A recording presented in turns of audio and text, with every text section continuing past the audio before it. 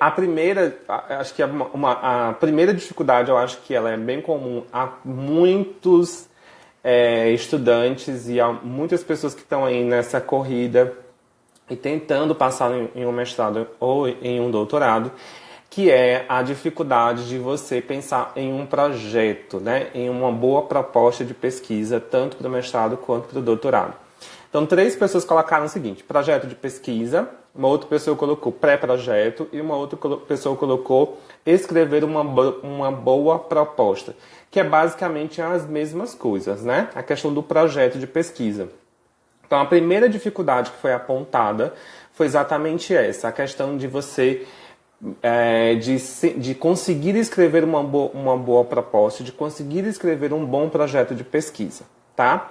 Uma pessoa colocou projeto de pesquisa, outra pessoa colocou pré-projeto. Bom, esses termos, projeto, pré-projeto, eles estão muito relacionados à instituição. Tem algumas instituições que colocam o termo pré-projeto e tem algumas instituições que colocam o termo projeto, tá?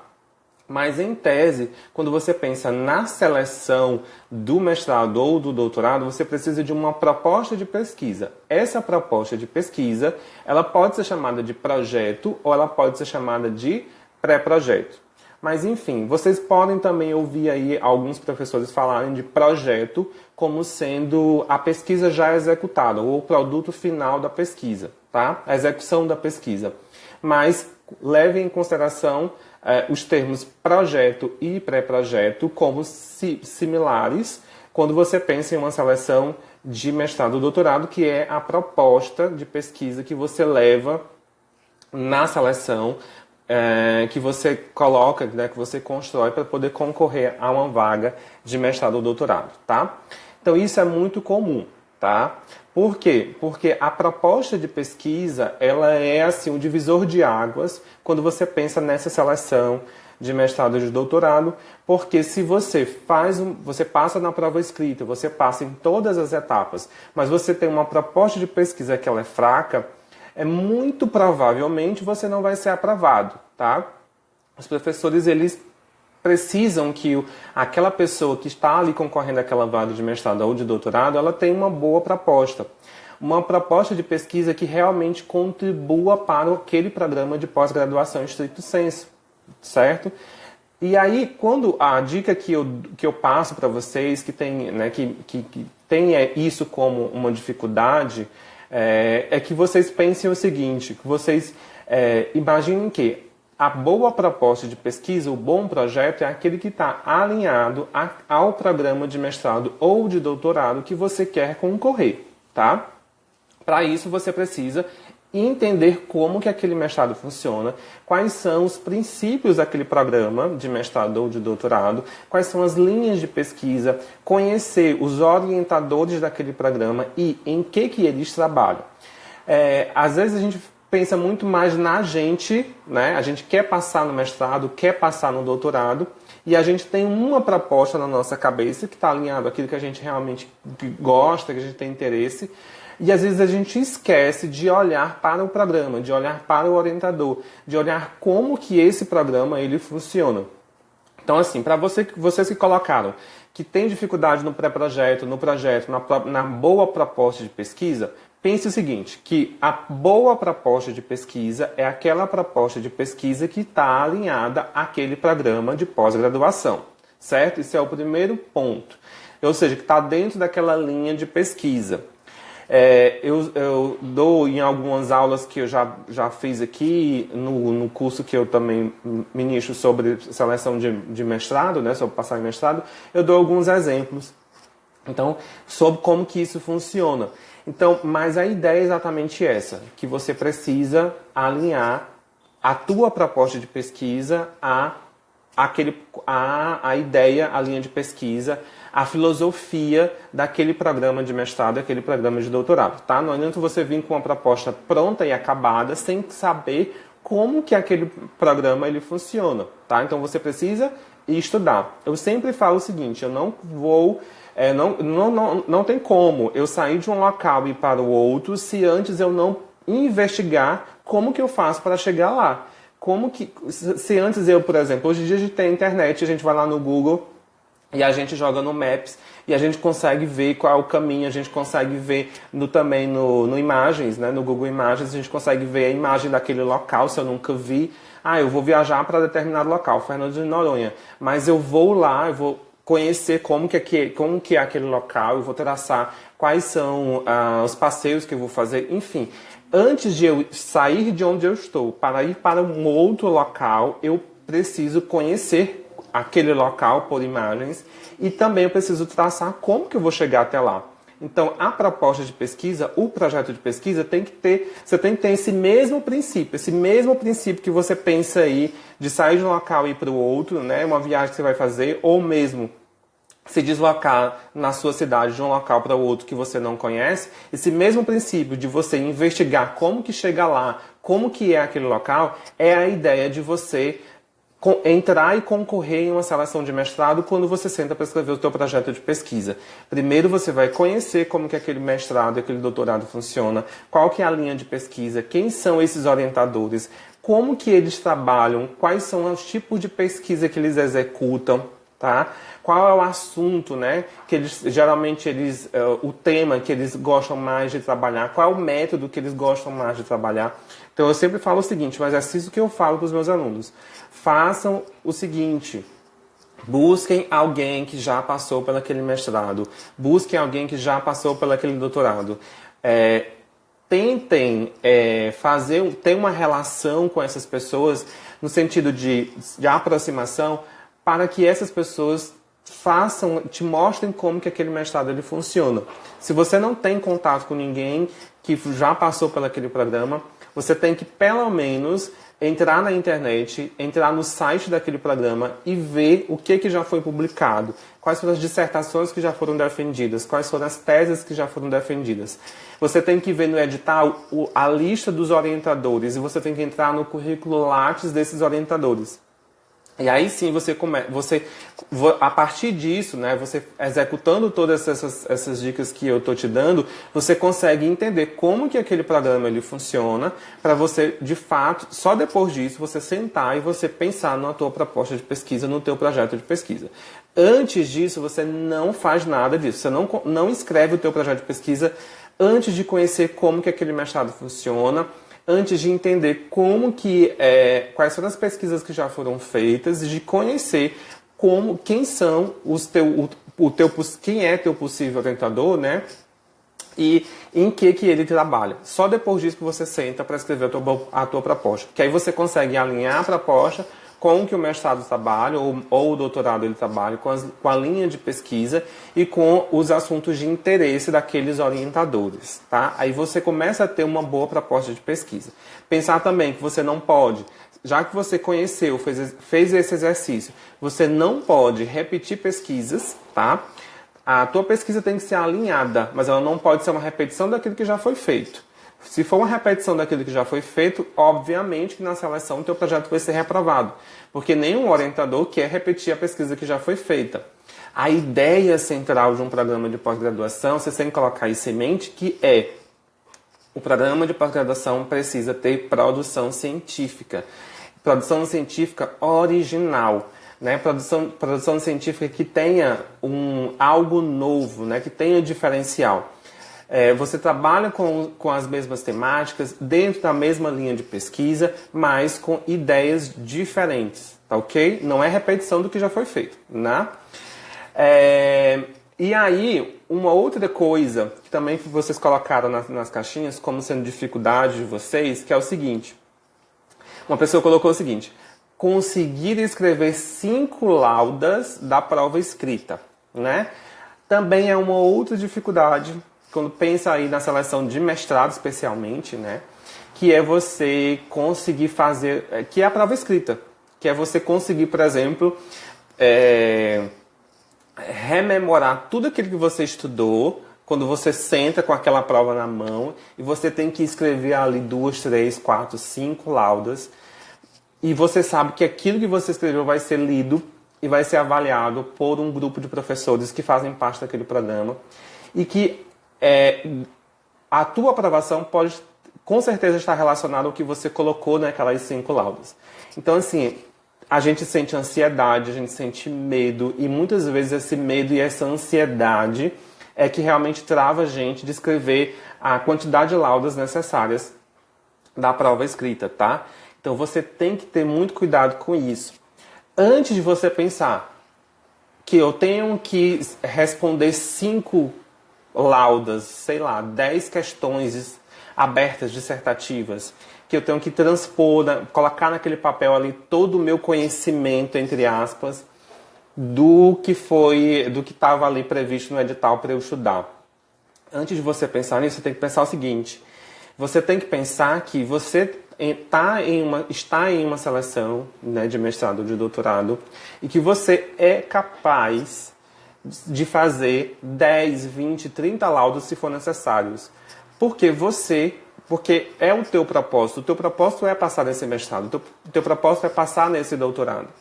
Se você tem um planejamento, se você tem um cronograma e você cumpre esse planejamento e você cumpre esse cronograma e você está o tempo todo lembrando e relembrando desse teu propósito e da tua capacidade, você consegue fazer 5, 10, 20, 30 laudos, quantos laudos for.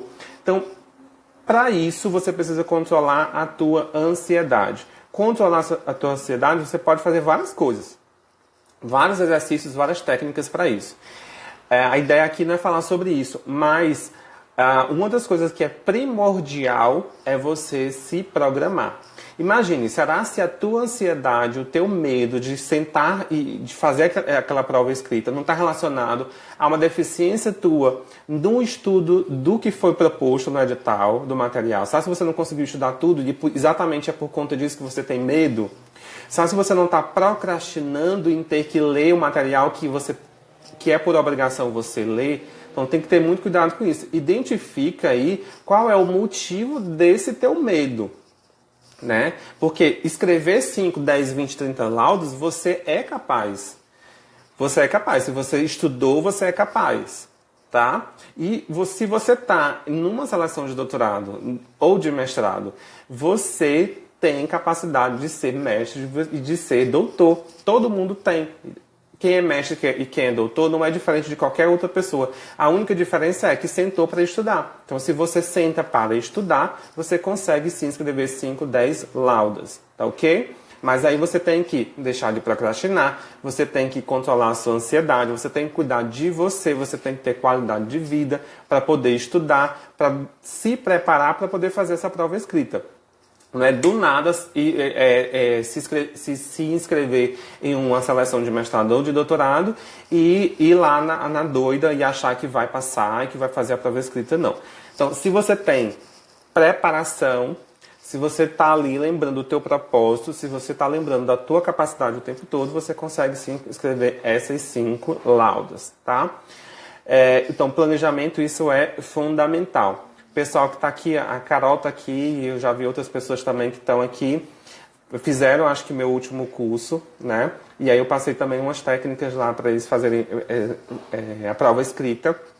Então, assim, busque informações, desenvolva técnicas de estudo, isso é muito fundamental. Faça resumos, faça lembretes, faça comentários, realmente busque aí ferramentas que vão te ajudar a dar conta do que você tem que dar para poder estudar, né, das sugestões que foram colocadas nesse edital para você estudar para a prova escrita, e que você consegue. Monta um cronograma, cumpre esse cronograma, e aí você, tendo feito isso, desenvolvido técnicas, cumprido o cronograma de estudo, tudo bonitinho, tudo direitinho, você consegue fazer aí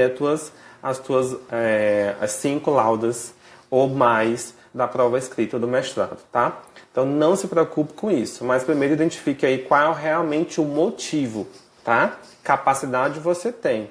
Qual é o motivo que está fazendo você pensar nisso? Pensar que você não é capaz, pensar que você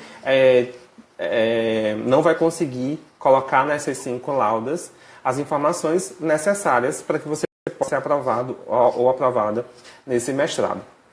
Tem uma outra dificuldade que foi colocada aqui, que é meu sentimento de saber muito menos do que os professores da entrevista, insegurança. Então a pessoa colocou isso. meu sentimento de saber muito menos do que os professores da entrevista em segurança. E uma outra pessoa diz que a dificuldade dela também é entrevista / defesa de projeto. Então, assim, também entrevista é esse momento tenso, porque você tá cara a cara, né, com os professores do programa de mestrado ou de doutorado, e eles realmente vão te fazer ali algumas perguntas sobre o teu projeto ou não, tá? A entrevista também, ela depende muito de como que funciona esse programa, do perfil dos professores que vão estar te entrevistando. Então, eles podem te fazer perguntas só sobre o teu projeto, ou eles podem fazer perguntas, inclusive, sobre a sua vida pessoal, tá? Porque a tua vida pessoal pode, sim, influenciar no teu desempenho dentro desse programa de mestrado ou de doutorado. Por isso que eles fazem existem algumas perguntas da nossa vida pessoal que é feita por alguns professores. Mas é o seguinte, o que você tem que pensar? Como que funciona geralmente uma seleção de mestrado ou de doutorado? Você tem uma prova, você tem uma fase de análise de projeto, você tem fase de proficiência, e aí a entrevista, geralmente ela não é a primeira fase, ela é uma fase posterior a outras fases que também são eliminatórias. Então você provavelmente já passou por uma prova escrita, você provavelmente já foi aprovado no projeto, tá? Até chegar essa fase de entrevista. Então, assim, você tem que se parabenizar pelo fato de você ter passado por uma prova escrita, pelo fato de você ter sido aprovado no projeto, pelo fato de você ter sido uma das pessoas selecionadas dentre o número de pessoas que se inscreveram naquela seleção para estar na entrevista. Porque, imagine, uma seleção ela é um funil. Tá? Então, como a entrevista não é a primeira fase, ela geralmente é a penúltima fase, a última fase, é exatamente você entender que você passou por esse funil da seleção e que você está lá. Então, se você chegou na fase de entrevista, é porque você tem mérito de sim ser aprovado naquele programa.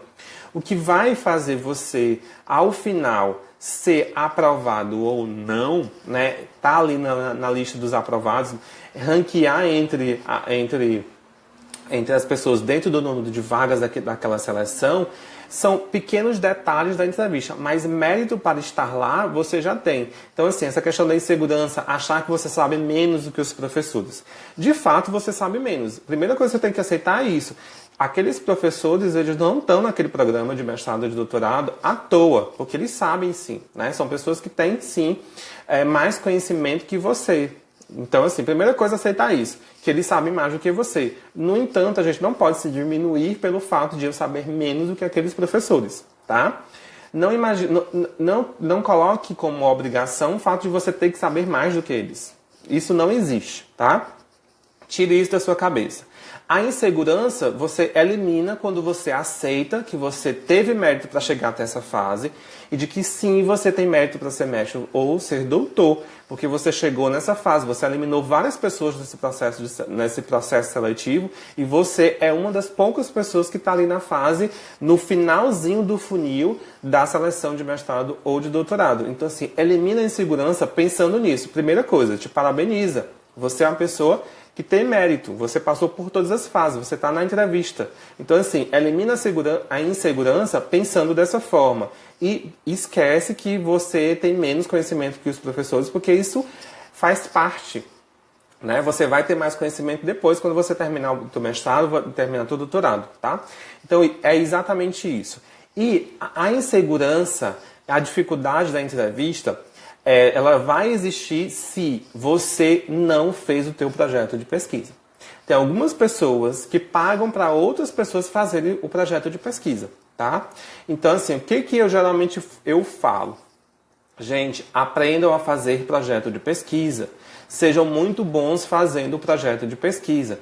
Porque a entrevista, os professores vão te perguntar sobre o projeto, também vão perguntar sobre coisas da tua vida pessoal, mas a insegurança muitas vezes nossa é em relação ao que está no projeto escrito, tá? Se foi você que fez o teu projeto escrito, você tem toda a segurança de responder todas as perguntas que vão ser feitas pelos professores da banca, tá? Algumas entrevistas são muito tranquilas, os professores nem perguntam muita coisa, eles fazem mais um bate-papo, né, ali com você, Alguns professores realmente te deixam à vontade. E essa entrevista mais tranquila, mais à vontade, ela vai ser se você tiver feito um bom projeto de pesquisa. Porque o que acontece? Se eu sou professor e eu estou fazendo uma entrevista para uma pessoa que está concorrendo a uma vaga de mestrado para mim, e eu li o projeto dele, por mais que eu tenha aprovado, mas ficou uma dúvida sobre um método, ficou uma dúvida sobre como ele vai atingir aquele objetivo específico, eu vou querer saber dele naquele momento, cara a cara com aquela pessoa que está ali querendo uma vaga para mim, como que ele vai conseguir atingir aquele objetivo? Realmente se é a partir daquele método ou se não. Então, assim, se você fez um excelente projeto de pesquisa, que não deixou dúvida nenhuma para o teu avaliador, não vai ter perguntas sobre o projeto de pesquisa. A entrevista vai ser super tranquila. Tá? Então, assim, algumas pessoas mandam um direct para mim e perguntam assim, professor, o senhor trabalha com consultoria, o senhor faz projeto, não sei o quê? E eu falo, gente, é o seguinte, eu não trabalho com consultoria, eu não faço projeto de pesquisa, eu não entrego nada pronto para você, eu te ensino, se você quiser, eu faço serviço de orientação, de mentoria, mas eu não pego nada seu, escrevo e te entrego o projeto pronto e acabado. A minha filosofia é te ensinar e não te entregar o negócio pronto. Então tenha muito cuidado. Se você está pensando em uma seleção de mestrado ou de doutorado, você tem que ter autonomia na escrita do teu projeto. Você não pode delegar isso para ninguém. Obviamente que existem algumas coisas de projeto de pesquisa que a gente muitas vezes não tem tanta competência assim. Exemplo disso. A questão da estatística. Existe sim, a gente tem uma dificuldade em relação à estatística. Até professores de metodologia de pesquisa não entendem tudo sobre estatística. Entendem sobre estatística muitas vezes da sua área, né, das suas pesquisas. Mas estatística de uma forma geral, não existe uma pessoa que não é estatístico que entenda tudo sobre estatística. Então, a gente pode ter sim uma dificuldade ou outra em relação à estatística. O que eu sempre falo é, se aconselhe com alguém que é da estatística antes, quando você estiver escrevendo o teu projeto de pesquisa. Mas também, mesmo que você não entenda tudo, procure saber o mínimo e entender o que você colocou como estatística dentro do teu projeto. Né? Uma explicação mínima, um entendimento mínimo você tem que ter, porque alguma pergunta em relação a isso pode surgir na tua entrevista, tá? Então, tem que ter muito cuidado com isso na entrevista, que é a questão das perguntas que estão relacionadas ao projeto. Perguntas que estão relacionadas à tua vida pessoal é super tranquilo, tá? Tem uma pergunta, que é a primeira pergunta que eu falo para os meus alunos, que é o seguinte, que sempre é feita nas seleções, que é se você tem disponibilidade de fazer esse mestrado ou esse doutorado, mesmo que você não tenha bolsa. Essa pergunta sempre é feita nas seleções. Porque tem muita gente que acha que entrar em um mestrado ou doutorado é garantia de ter bolsa de estudos, tá? Por quê? Porque uma bolsa de mestrado, acho que hoje em dia está R$ 1.500, se eu não me engano, e uma de doutorado está R$ 2.200. Então, o que acontece? Para muitas pessoas, essa bolsa de 1.500 de mestrado, bolsa de 2.200 do doutorado, é um dinheiro muito bom, né? É mais do que um salário mínimo. Então, tem muita gente que, muitas vezes, quer estar no mestrado ou no doutorado, mais pela questão financeira do que realmente pela ideia de ser mestre ou da pesquisa, né? De contribuição da pesquisa, de contribuição para a pós-graduação. Então, os professores fazem essa pergunta em relação a isso para saber, né, qual é o teu interesse realmente. E o segundo motivo também dessa pergunta ser feita é porque nem todo programa de mestrado ou de doutorado tem bolsa, tá? Nem todos os programas têm bolsa.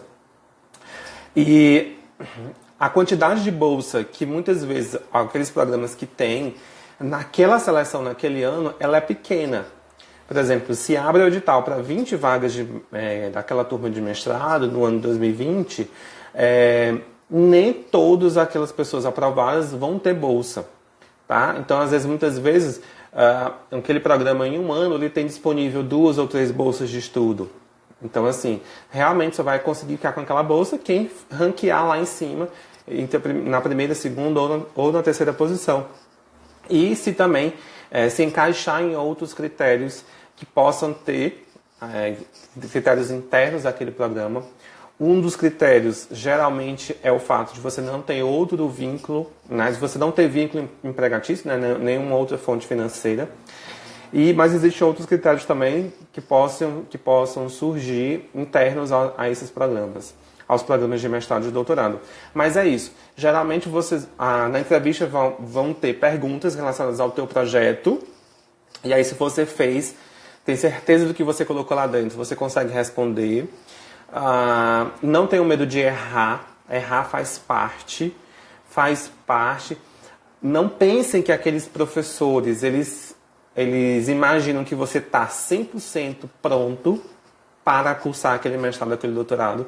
Eles sabem que nós somos estudantes, eles sabem que aquele candidato ele tem muito ainda a aprender. Então, assim, não pense, você está entrando numa seleção para ser mestre. Você não tem que entrar já mestre sabendo de tudo, entendeu? E os professores têm consciência disso. Então, não se preocupe em relação a isso. E as perguntas podem estar relacionadas à sua vida pessoal, porque nossa vida pessoal pode influenciar também no nosso desempenho dentro do programa de pós-graduação. E o último ponto que foi colocado na caixinha, né, de perguntas que eu abri sobre dificuldades na seleção foi a proficiência. Teve duas pessoas que colocaram assim, a prova de proficiência, e outra pessoa colocou assim, o inglês. Então, assim, isso também, muitas pessoas têm dificuldade com isso, mas é aquela coisa, você tem que entender que a prova de proficiência e o inglês que possa ser cobrado de você em uma seleção de mestrado ou de doutorado não é o inglês de conversação, tá? A proficiência, o mestre ou o doutor, ele tem que ser proficiente, né? O mestre pelo menos em uma língua e o doutor pelo menos em 2 línguas. O que é isso, ser proficiente? Para uma pós-graduação, é você ter capacidade de fazer leitura e interpretação de um texto técnico-científico na sua área, tá? Então é isso, é você ter essa capacidade de pegar um texto em inglês ou de pegar um artigo em espanhol e você conseguir ler e conseguir interpretar esse texto, tá? Por que isso?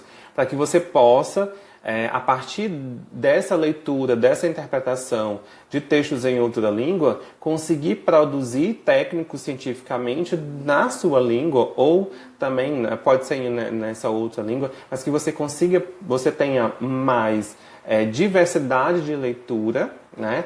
Para que você possa, nessa diversidade de leitura, ter mais habilidade de escrita, de interpretação dos teus resultados, de análise, né?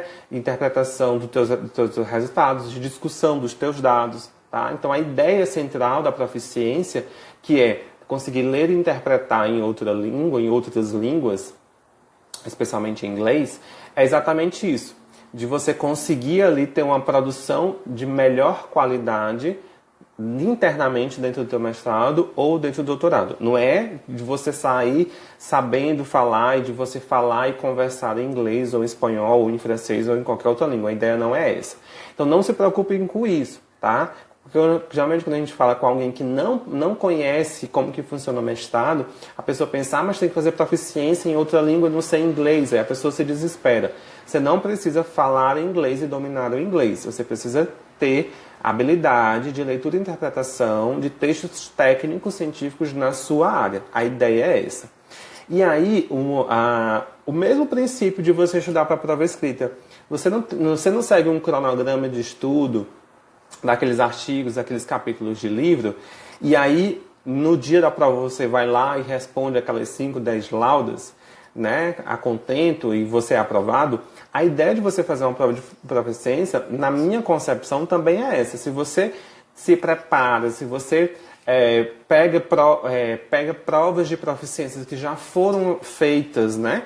Você dá um Google, você consegue, vai no Google e procura, você consegue encontrar aí várias provas de seleções que já passaram, e aí você consegue vai treinando isso, vai treinando responder essas provas, fazer a interpretação desses textos, porque quando você chegar no momento de fazer a proficiência da tua seleção de mestrado ou de doutorado, você já tem ali um conjunto de palavras que você já conhece, que é mais próximo de você.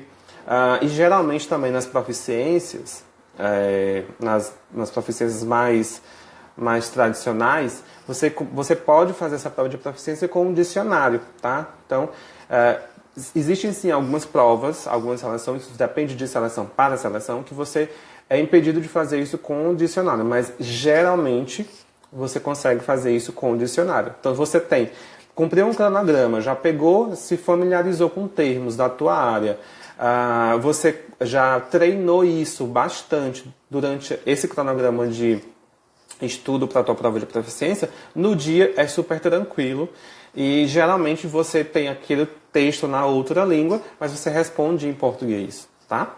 Então, super tranquilo, é só se preparar que você consegue fazer sem problema nenhum, tá ok? Então é isso, gente. Essa live foi para responder, na verdade, para comentar os comentários de vocês sobre as dificuldades que eu pedi que vocês comentassem para mim, de vocês, quando você pensa em uma seleção de mestrado ou de doutorado, né? O pessoal falou sobre projeto de pesquisa, sobre ter uma boa proposta de pesquisa. Também falaram sobre a prova escrita, ter que escrever várias laudas. Falaram sobre a insegurança e o medo da entrevista. Também falaram sobre a proficiência e eu comentei um pouco sobre cada uma dessas dificuldades de vocês. Eu espero ter contribuído de alguma forma.